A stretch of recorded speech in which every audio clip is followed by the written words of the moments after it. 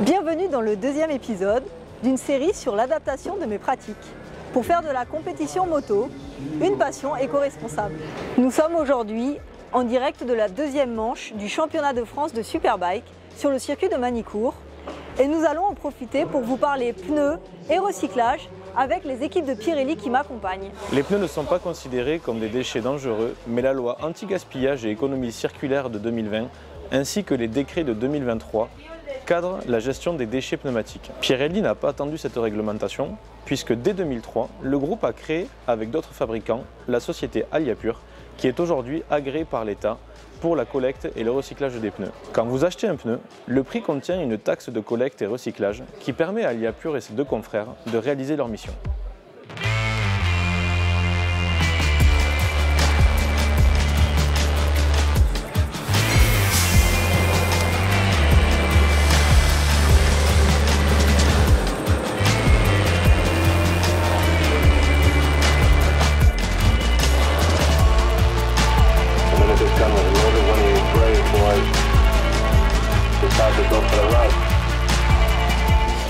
En compétition moto, on change souvent de pneus afin d'optimiser nos performances et pour des raisons de sécurité.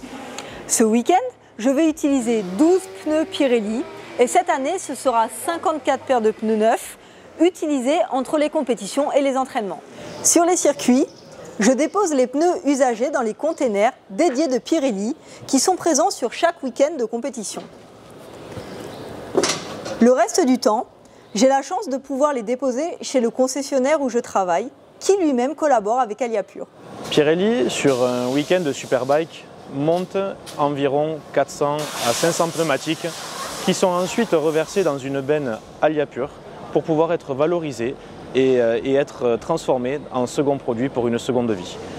Pirelli a aussi une démarche globale d'éco-responsabilité sur des produits futurs afin de respecter un petit peu plus l'environnement et être éco-responsable.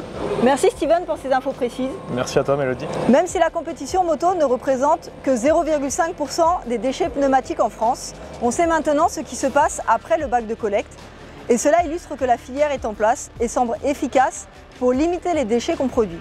On se retrouve bientôt pour des nouvelles infos.